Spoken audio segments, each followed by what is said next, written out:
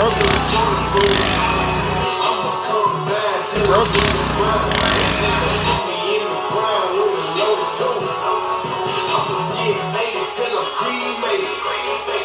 swing post till the axle broke.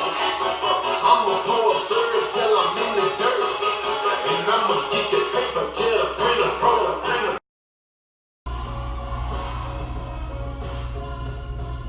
What is up, hustlers? Oh wow, look at that. A little much there. Alright, I'll make today's video pretty short, pretty sweet. Life is too short.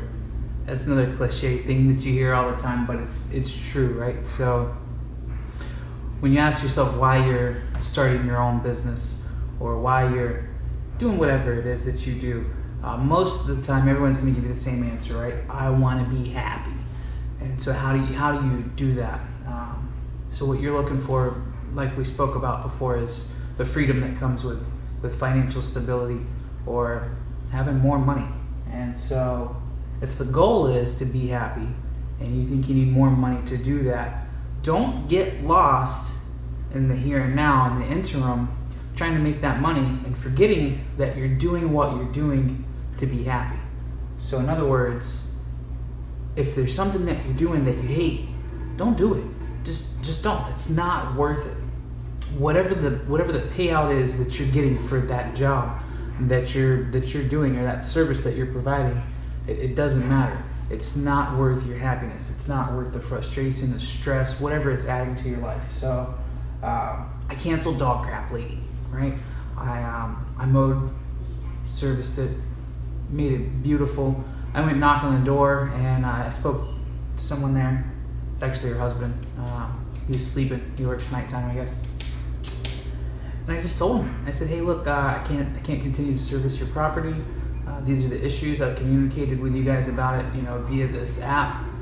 And I hope that you guys can find a provider that that's willing to deal with some of the struggles that are here." And so at first he was kind of groggy. He's like, "Yeah, whatever." So that was that. Well, then I get a text from the wife, and then I get an email from the wife, and then after I respond to those, I get a call from the husband. And the funny thing is, they never saw it as an issue at all, right? And so that's one of those things that's funny about life, is your perception of a situation and someone else's perception of a situation can be totally different.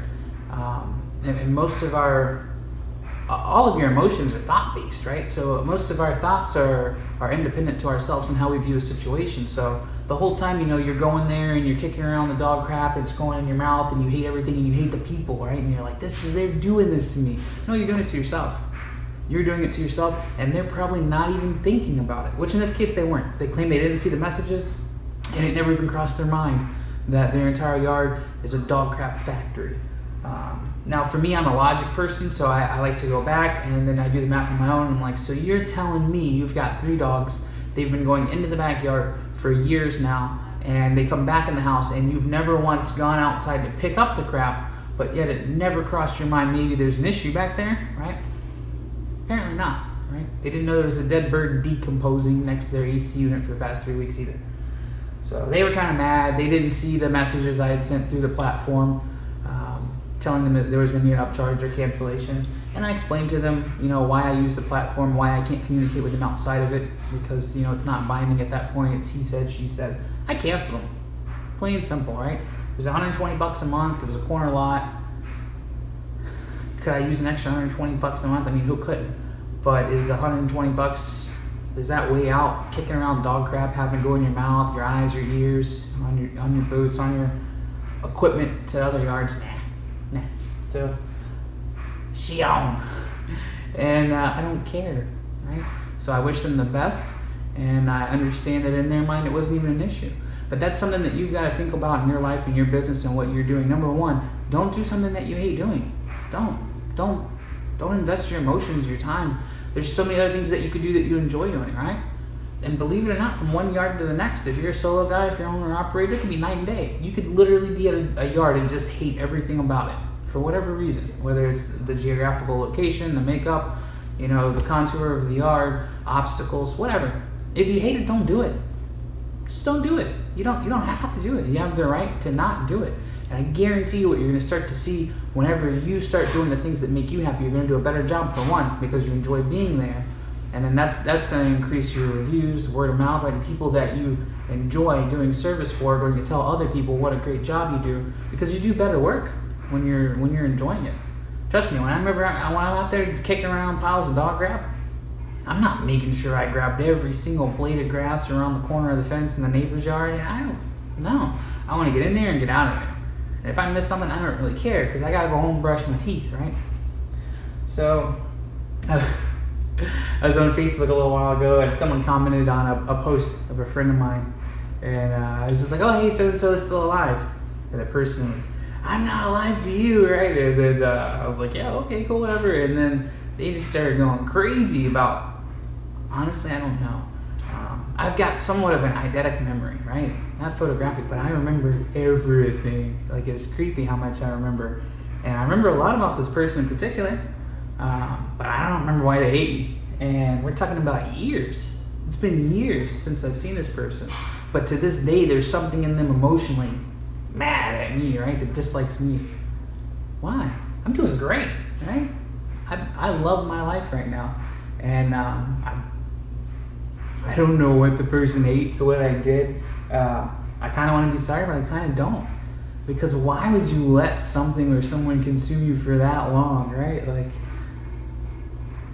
beats me. But life is too short. Life is too short for that, right?